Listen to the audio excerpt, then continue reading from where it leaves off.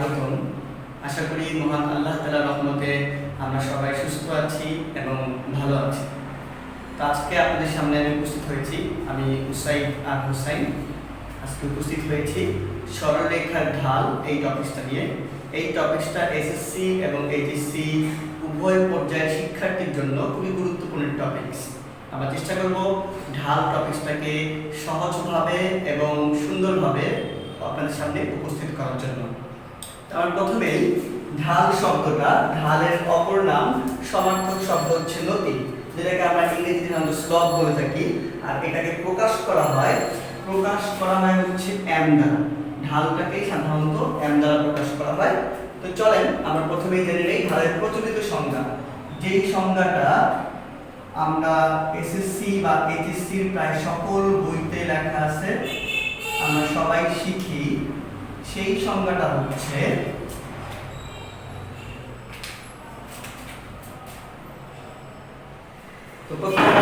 সংজ্ঞাটা হচ্ছে কোন সরলরেখা x অক্ষের ধনাত্মক দিকের সাথে যে কোণ উৎপন্ন করে তার টেনজেন্টকে ঢাল বলে।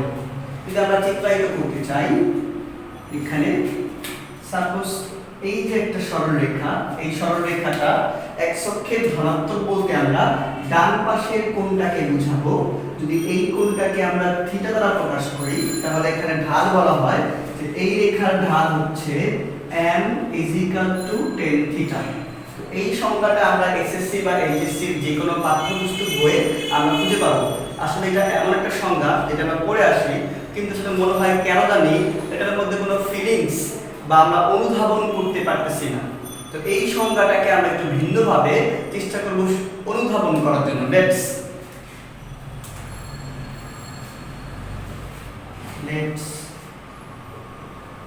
try to realize. চলেন আমরা এই সংজ্ঞাটাকে একটু অনুধাবন করার, রিয়ালাইজ করার চেষ্টা করি। তো শিক্ষার্থীরা লক্ষ্য করি, আমরা ঢালটাকে ঠিকভাবে রিয়ালাইজ করার জন্য এই সংজ্ঞাটা একটা গুরুত্বপূর্ণ বিষয়। মূলত ঢাল হচ্ছে পরিবর্তনের হার প্রতি একক x বৃদ্ধির সাপেক্ষে। অর্থাৎ x অক্ষ বরাবর যদি মানটা আপনার বৃদ্ধি পায়, তার সাপেক্ষে y অক্ষ বরাবর বৃদ্ধি বা হ্রাস, পয়েন্ট টু বি নোটেড, বৃদ্ধি বা হ্রাস, এটা যে পরিবর্তনটা বা হারটা, এটাকেই মূলত ঢাল বলা হয়। এটাই হচ্ছে ঢালের একেবারে বেসিক কথা। সবাই মনে রাখবো, x বৃদ্ধির সাপেক্ষে y এর বৃদ্ধি বা হ্রাসের যে হার, অর্থাৎ যে পরিবর্তন, এই পরিবর্তনটাকেই ঢাল বলা হয়। তো চলি আমরা দেখে নিই যে এটাকে চিত্রের মাধ্যমে যে আসলে এই কথাটা বলতে আমরা কি বোঝাচ্ছি।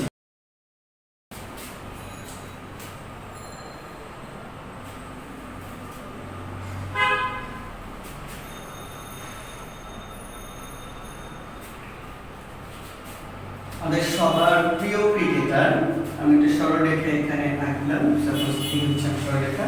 আমাদের সবার প্রিয় ক্রিকেটার মুশফিকুর রহিম। আমরা মুশফিকুর রহিমের সাপোজ ক্যারিয়ারের দুটো বিষয় নিয়ে আলোচনা করতে যাচ্ছি। এই সরলরেখার উপরস্থ দুইটা বিন্দু আমরা নিলাম। একটা বিন্দুকে আমরা বলতে যাচ্ছি, এই বিন্দুটার স্থানাঙ্ক হচ্ছে x1, y1। অর্থাৎ আমি তোমাকে ডিফাইন করার জন্য x অক্ষ বরাবর আমরা কাজ করব সময় নিয়ে।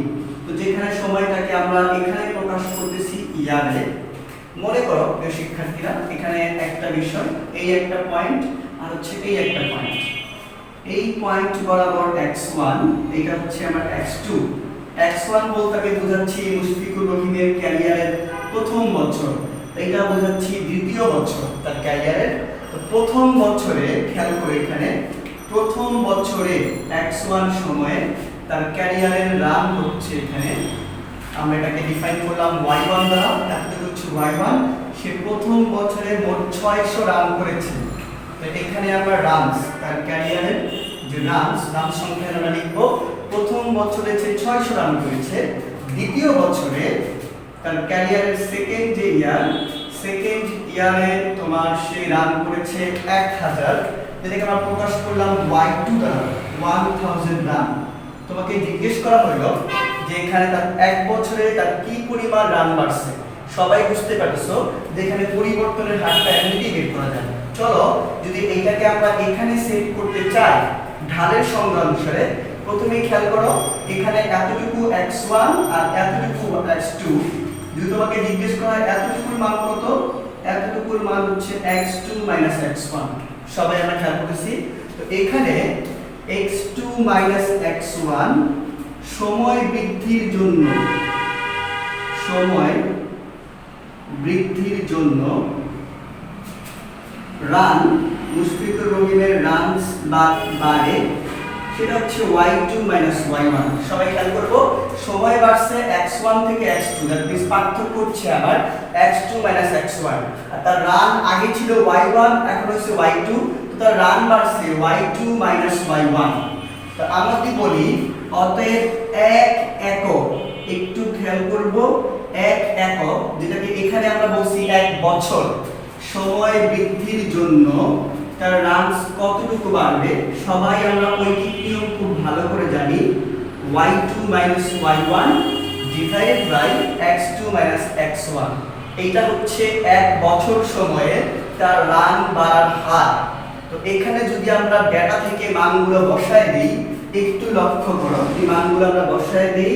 এখানে y2 y1 হচ্ছে আমার 1000 600, আর এখানে 2 1, x1 বলতে তার ক্যারিয়ারের প্রথম বছর, x2 বলতে দ্বিতীয় বছর।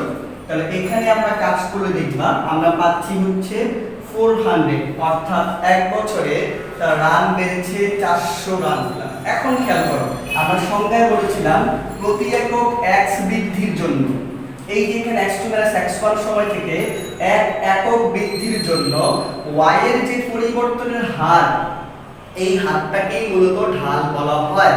দ্যাট মিন্স এখান থেকে আমরা বলতে যাচ্ছি এই যে আমরা এখান থেকে পাচ্ছি m y2 y1 divided by x2 x1, এইটাই হচ্ছে আমার ঢাল। এটাকেই আমরা এখানে ঢাল বলতে যাচ্ছি। তাহলে লক্ষ্য করো এই যে এখানে y2 y1 বাই হচ্ছে x2 x1, এটাই হচ্ছে মূলত x এর সাপেক্ষে y এর পরিবর্তনের হার, আর এটাকেই ঢাল, যেটাকে আমরা m দ্বারা প্রকাশ করছি।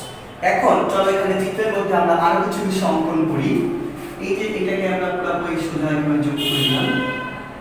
এখানে আমরা এই বিন্দু থেকে এখানে লম্ব আঁকলাম, আর তোমাদের এখানে লেখা হয় নাই, খেয়াল করি এই বিন্দুটা কিন্তু আমার ছিল x2, y2, এতটুকু হচ্ছে আমার x2 পরিমাণ আর এতটুকু হচ্ছে আমার y2 পরিমাণ। তো প্রিয় শিক্ষার্থীরা লক্ষ্য করব এখানে যদি তোমার এই কোণটাকে আমরা থিটা বলি, এই কোণটাকে যদি আমরা থিটা দ্বারা প্রকাশ করি, তাহলে এই যে এই কোণটাকে আমরা বলতে পারি থিটা। এই দুটো পরস্পর অনুরূপ কোণ।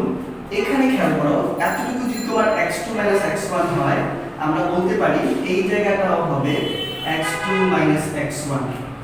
আবার এখানে এতটুকু কিন্তু আমার হচ্ছে y1, এতটুকু y1 হলে এখানে এই জায়গাটাও হবে y1, পুরোটা হচ্ছে y2, এতটুকু y1।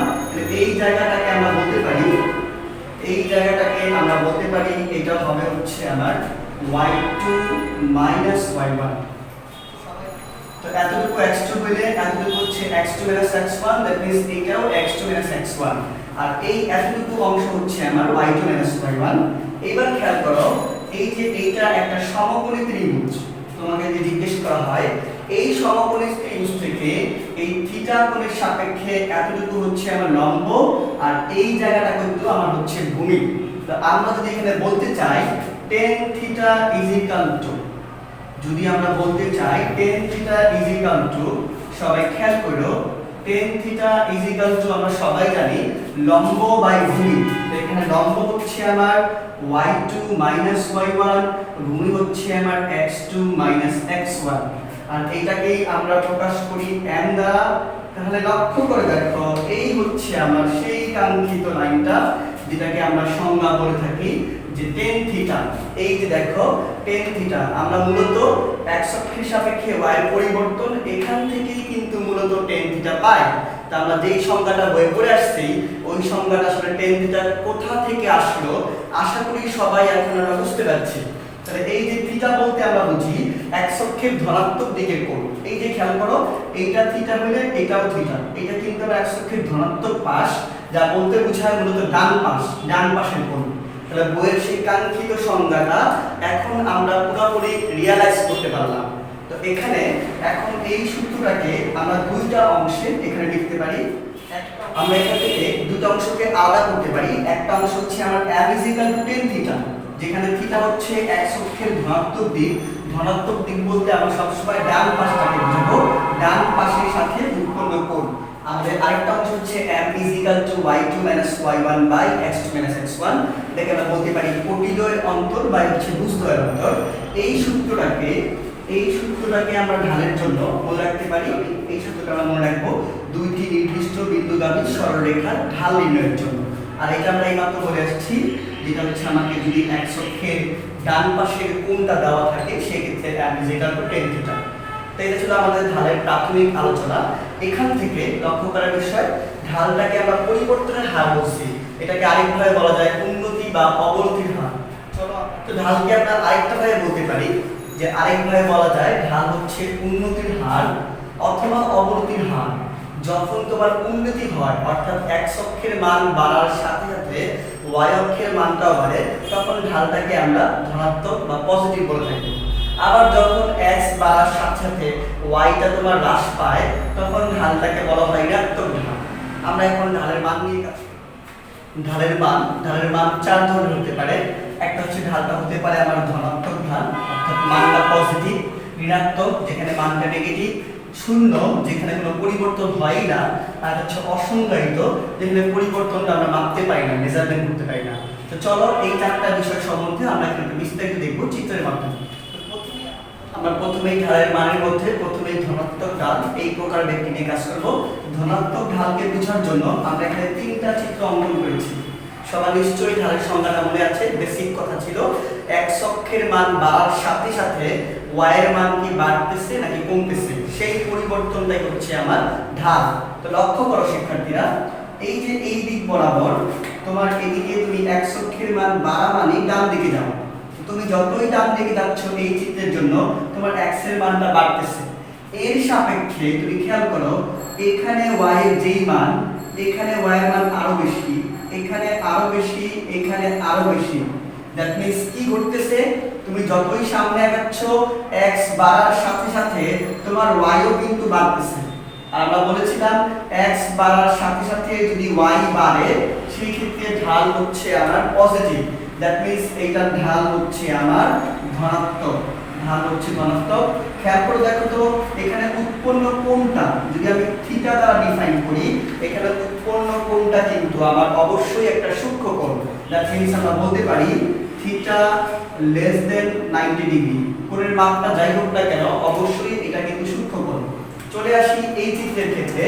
এখানে যদি আমরা লক্ষ্য করি, আমরা ডান দিকে যতই x বাড়তেছে তার সাপেক্ষে এখানে y এর যেই মান, এখানে তার চেয়ে বাড়তেছে, আরো বাড়তেছে, আরো বাড়তেছে, আরো বাড়তেছে।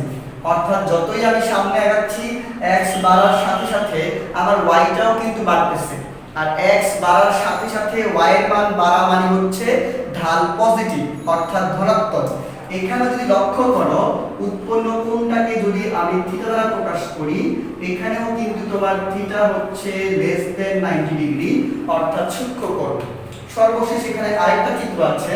তোমাকে যদি বলা হয় এই সরলরেখার ঢাল কি পজিটিভ নাকি নেগেটিভ, তুমি প্রথমে একটা কাজ করো, এই সরলরেখাটাকে একটু বর্ধিত করে দাও। যদি এই সরলরেখাটা আমরা বর্ধিত করে দেই তাহলে বুঝতে সুবিধা, এখানেও বোঝা যায়, এখানেও বোঝা পসিবল। যদি আমরা বর্ধিত করে দেই, লক্ষ্য করো তো, এই যে এখানে তুমি যতই ডান দিকে আগাচ্ছ তোমার x বাড়তেছে, x বাড়ার সাথে সাথে তোমার y এর পরিমাণ এখানে যা আছে এখানে আরো বেশি, এখানে আরো বেশি। অর্থাৎ এখানেও এই চিত্রটা এটার মতো হয়ে গেছে, x বাড়ার সাথে সাথে y কিন্তু বাড়তেছে। এবং খেয়াল করো, তোমাকে যদি এই কোণটা এখানে তোমাকে যদি বলি থিটা, এখানে এই কোণটাও কিন্তু থিটা হবে, অর্থাৎ বিপরীত কোণ। তাহলে এই কোণটা যদি থিটা হয়, এখানে এটাও কিন্তু তোমার লেস দেন 90 ডিগ্রি, স্মলার দেন 90 ডিগ্রি। তো এই যে তিনটা চিত্র আমরা দেখলাম, তিনটা চিত্রেই বলতে পারি সরলরেখার ঢাল হচ্ছে আমার ধনাত্মক। তো ধনাত্মক ঢালের জন্য একটা কনসেপ্ট আমরা পেলাম, x বাড়ার সাথে সাথে y বাড়বে। আর যদি কোণ হিসেবে বলতে চাই, ধনাত্মক ঢালের জন্য আমরা নোট করতে পারি যে থিটা হবে স্মলার দেন 90 ডিগ্রি। এটা ধনাত্মক ঢাল হওয়ার জন্য একটা শর্ত, যে কোণটাকে অবশ্যই সূক্ষ্ম কোণ হওয়া লাগবে। তো এখন আমরা ঢালের ঋণাত্মক ঢাল দ্বিতীয় প্রকার, অর্থাৎ ঢালের মানটা কখন নেগেটিভ হয় এটা নিয়ে আমরা কাজ করব। তো লক্ষ্য করি এখানে আমরা তিনটা চিত্র অঙ্কন করছি। চলো প্রথম চিত্রে আমরা দেখি এখানে কি ঘটতেছে। খেয়াল করে আমরা বলছি সবসময় এক্সটা বাড়তে থাকবে। তো যদি আমরা এখানে এক্সটাকে বাড়ার কথা চিন্তা করি, তুমি যদি ডান দিকে আগাও, তুমি যদি এদিকে কল্পনা করো অথবা এখান থেকে কল্পনা করো, দুইটাই কারেক্ট। তুমি যদি এদিকে কল্পনা করো, এটাকে আমি যদি বর্ধিত করে দিই রেখাটাকে, খেয়াল করে দেখো তুমি যতই এখানে সামনের দিকে যাচ্ছ এখানে ঢালটা y অক্ষের নিচের দিকে, দ্যাট মিন্স পরিবর্তনটা নেগেটিভ। তুমি আরো সামনে যাও আরো নেগেটিভ, আরো সামনে যাও আরো নেগেটিভ, দ্যাট মিন্স তুমি যতই x অক্ষের ডান দিকে আগাচ্ছ ততই কিন্তু তোমার ঢালের মানটা y অক্ষের মানটা কিন্তু নেগেটিভ হচ্ছে, ঋণাত্মক হচ্ছে। এখন খেয়াল করো এখানে কোণটা কত ডিগ্রি, যদি কোণটা ডিফাইন করো, এখানে কোণটা কিন্তু তোমার গ্রেটার দেন 90 ডিগ্রি, একটা স্থূলকোণ।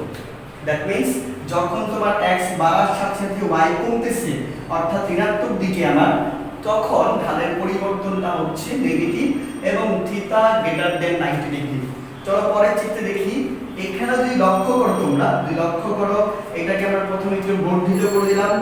একটু খেয়াল করো এখানে যতই এখানে আমরা সামনে যাচ্ছি, যতই তুমি এখানে সামনের দিকে যাচ্ছ, এখানে ঢালটা ঋণাত্মক, এখানে আরো ঋণাত্মক, এখানে y এর মানটা আরো নেগেটিভ, এখানে y এর মানটা আরো নেগেটিভ। যতই সামনে যাচ্ছি y এর মানটা কিন্তু আমার ক্রমশ নেগেটিভ হচ্ছে। এখানে যদি আমরা কোণটা লক্ষ্য করি, এখানেও কিন্তু কোণটা গ্রেটার দেন 90 ডিগ্রি, অর্থাৎ একটা স্থূলকোণ। তৃতীয় চিত্রে লক্ষ্য করো, এই যে এখানে যদি তুমি লক্ষ্য করো, এখানেও কিন্তু তোমার কোণটা, এই যে এখানে কোণটা থিটা গ্রেটার দেন 90 ডিগ্রি। তুমি যতই সামনে আগাবা, তুমি যদি এটাকে যদি বর্ধিত করে দাও বোঝার সুবিধার জন্য, তুমি যতই ডান দিকে যাবা তোমার মানটা কিন্তু ক্রমাগত নেগেটিভ হচ্ছে। y এর নিচে যাওয়া মানে মানটা কিন্তু আসলে নেগেটিভ হচ্ছে। তুমি যতই সামনে আগাচ্ছ y হচ্ছে নেগেটিভ। তো এখানে আমরা বলতে পারি ঢালটা হচ্ছে ঋণাত্মক, কারণ x এর বাড়ার সাথে সাথে y টা আমার কমতেছে। তাহলে এখন আমার সামারি হচ্ছে ঢাল কখন নেগেটিভ হয়, যখন x অক্ষের মান বাড়ার সাথে সাথে y এর মান বা y এর পরিবর্তনের হার নেগেটিভ হয়। এবং এই ক্ষেত্রে আমার থিটা কত হবে, এই ক্ষেত্রে থিটা হবে গ্রেটার দেন 90 ডিগ্রি, অর্থাৎ যখন থিটা এর মান স্থূলকোণ হয় 90 চেয়ে বড়, তখন আমার সরলরেখার ঢালটা ঋণাত্মক হয়। এখন আমরা তৃতীয় যে প্রকার ভেক্টর ছিল ঢালের মান শূন্য কখন হয়, লক্ষ্য করে দেখি। এখানে আমরা দুইটা চিত্র আঁকছি। প্রথম চিত্র আমার x অক্ষ আর y অক্ষ ডিফাইন করা আছে। মনে করো তুমি কোন একটা পয়েন্ট তুমি সরাসরি x অক্ষ নিয়ে কল্পনা করো। x অক্ষের উপরে যদি তুমি কোনো একটা বিন্দু নাও x অক্ষের উপরে, সেই ক্ষেত্রে এখানে এই বিন্দুটা কিন্তু x অক্ষের সাথে উৎপন্ন কোণ হচ্ছে 0 ডিগ্রি। আর তুমি যদি এই পাশে এদিকে x অক্ষের এই পাশে কোনো একটা বিন্দু নাও, এখানে যদি বলো যে x অক্ষের ধনাত্মক দিকের সাথে উৎপন্ন কোণটা, লক্ষ্য করে দেখো এখানে কোণটা কিন্তু তোমার 180 ডিগ্রি। তুমি এখানে বললে এই পয়েন্টের জন্য 0 ডিগ্রি আর এই পয়েন্টের জন্য 180 ডিগ্রি। আর যদি পরিবর্তনের কথা বলো, x অক্ষের উপরে থাকা মানে y অক্ষের কিন্তু কোনো পরিবর্তন হয় না। তুমি x অক্ষের উপরে যতই সামনে বাড়ো, যদি x এর মান তুমি আগে বাড়ো, y এর কিন্তু কোনো পরিবর্তন নাই, সেটা এই পাশ থেকে হোক অথবা এই পাশ থেকে হোক। এখান থেকে আগে বাড়ো অথবা এই পাশ থেকে আগে বাড়ো, y এর কোনো পরিবর্তন নাই। আর পরিবর্তন নাই মানে তোমার ঢাল হচ্ছে শূন্য। আর এক্ষেত্রে উৎপন্ন কোণ কত ডিগ্রি, যদি এই পাশের জন্য বলো উৎপন্ন কোণ হচ্ছে আমার 0 ডিগ্রি। আর যদি এখানে বলো তো ধনাত্মক অংশের সাথে উৎপন্ন কোণ হচ্ছে আমার 180 ডিগ্রি। এবং লক্ষ্য করার বিষয়, পয়েন্ট টু বি নোটেড, তোমার খেয়াল করে দেখবা যে m is equal to tan 0 ডিগ্রির যেই মান tan 180 ডিগ্রি, tan 180 ডিগ্রি দুইটার মানই হচ্ছে আমার শূন্য। কেন শূন্য? তার মানে আমরা এখানে বলতে যাচ্ছি, যদি তুমি অ্যাজ এ সামারি এখানে খেয়াল করো, এটার জন্য 180 ডিগ্রি বা 0 ডিগ্রি দুইটার মান হচ্ছে শূন্য। চলে আসো এখানে, এখানে চিত্রে খেয়াল করো, এটা হচ্ছে আমার x অক্ষ। এই যে এই রেখাটা আমার x অক্ষের সমান্তরাল রেখা। একটা পয়েন্ট তুমি এই বরাবর x এর পয়েন্টের জন্য, এখানে x এর পয়েন্টের জন্য y এর যেই মান, তুমি এই বরাবর x এর পয়েন্টের জন্য y এর কিন্তু একই মান। তুমি যদি আরো সামনে আগাও, y এর মান কিন্তু চেঞ্জ হয় না। তুমি x অক্ষের দিকে যতই আগে বাড়তেছো, অর্থাৎ x অক্ষের মান বাড়তেছে, কিন্তু তার রেসপেক্টে, তার সাপেক্ষে y এর মান কিন্তু বাড়েও নাই কমেও নাই, আগে যেমন ছিল তেমনই আছে। তো এরকম ক্ষেত্রগুলায় তুমি যদি এই পাশ থেকে কল্পনা করো, এরকম ক্ষেত্রগুলায় যখন তোমার x এর সাপেক্ষে y বাড়েও না কমেও না, তখনও আমরা বলতে পারি এখানে পরিবর্তন নাই। দ্যাট মিন্স ঢাল হচ্ছে আমার শূন্য। এখানে উৎপন্ন কোণ, এই রেখাটা x অক্ষের সাথে কোনো কোণ উৎপন্ন করে না, তাহলে এখানে আমরা বলতে পারি উৎপন্ন কোণ হচ্ছে আমার 0 ডিগ্রি। তাহলে আমরা বলতে পারি সামারি কি, এখানটা কথা আমরা বলতে পারি x অক্ষ বা x অক্ষের সমান্তরাল রেখার ঢাল শূন্য হয়। একটা কথা আমরা বলতে পারি x অক্ষ, একটা কথা বলতে পারি আমরা সামারি, x অক্ষ বা x অক্ষের সমান্তরাল রেখার ঢাল শূন্য হয়। এবং কোণ আকারে প্রকাশ করে এখানে আমরা লিখতে পারি, এই ক্ষেত্রে আমার কোণ হচ্ছে theta is equal two 0 degree বা 180 ডিগ্রি। সবাই লক্ষ্য করে দেখো, এই চিত্র দুটার সামারি থেকে বলতে পারি কোণের কথা বললে theta is equal two 0 degree বা হচ্ছে 180 ডিগ্রি। দুই ক্ষেত্রে মান হচ্ছে আমার শূন্য, আর সরলরেখাটা হবে x অক্ষ বা x অক্ষের সমান্তরাল, সেই ক্ষেত্রে ঢালের মান শূন্য হবে। সর্বশেষ আমাদের ঢালের মান আরেকটা হতে পারে হচ্ছে অসংজ্ঞায়িত। তো ঢালের মান কখন অসংজ্ঞায়িত হয়? প্রিয় শিক্ষার্থীরা, প্রথমে এখানে লক্ষ্য করো, এটা হচ্ছে আমার x অক্ষ, এটা y অক্ষ। তুমি যদি সরাসরি y অক্ষকে কাউন্ট করো, y অক্ষের উপরস্থ যেগুলো বিন্দু তুমি যদি নাও, উপরে অথবা নিচে, তুমি যদি y অক্ষের উপরস্থ কোনো বিন্দু নাও, খেয়াল করার বিষয় এখানে, এখানে কিন্তু তোমার x এর মানটা ফিক্সড। এই যে কোনো বিন্দুর জন্য x এর মান কিন্তু পরিবর্তন হয় নাই, এখানে x এর মান কিন্তু শূন্য, লক্ষ্য করার বিষয়। আর y এর মানটা কিন্তু ক্রমাগত বাড়তেছে। তবে পরিবর্তনের চিন্তা করো, নিচে x এর পরিবর্তন হচ্ছে 0, x এর কোনো পরিবর্তন নাই, মূল বিন্দু বরাবর x এর মান হচ্ছে শূন্য, আর উপরে কিন্তু y এর পরিবর্তনটা ক্রমাগত বাড়তেছে। আর আমরা জানি নিচে শূন্য হওয়া মানে আমরা ব্যাপারটাকে বলে থাকি অসংজ্ঞায়িত। তুমি এদিকে গেলেও অসংজ্ঞায়িত, এদিকে গেলেও অসংজ্ঞায়িত। এবং এখানে যদি উৎপন্ন কোণটা খেয়াল করো, এখানে উৎপন্ন কোণটা হচ্ছে theta is equal to 90 degree. তোমরা সবাই জানো tan 90 ডিগ্রির মান কিন্তু অসংজ্ঞায়িত। এখানে খেয়াল করো, এই রেখাটা y অক্ষের সমান্তরাল।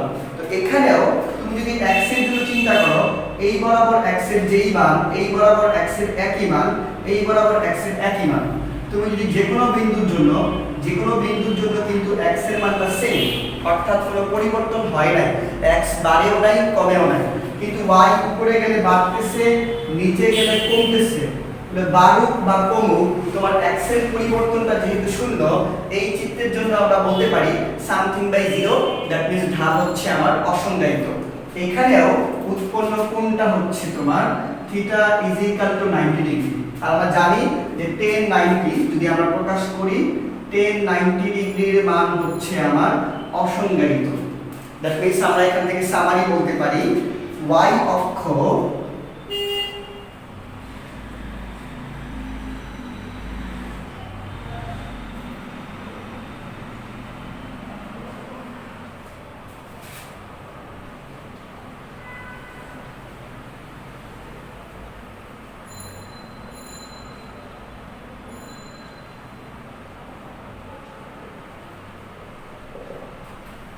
তো আমরা এখানে সামারি বলতে পারি y অক্ষ অথবা y অক্ষের সমান্তরাল রেখার ঢাল অসংজ্ঞায়িত।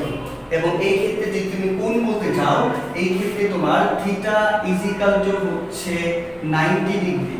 দ্যাট মিন্স যখন x অক্ষের ধনাত্মক পাশের কোণটা 90 ডিগ্রি হবে, সেই ক্ষেত্রে তোমার উৎপন্ন ওই সরলরেখার ঢালটা অসংজ্ঞায়িত হবে। তো আমরা ঢালের চারটা মান, ধনাত্মক, ঋণাত্মক, শূন্য এবং অসংজ্ঞায়িত সম্পর্কে একটু ডিটেইলস চিত্রের সাহায্যে দেখলাম।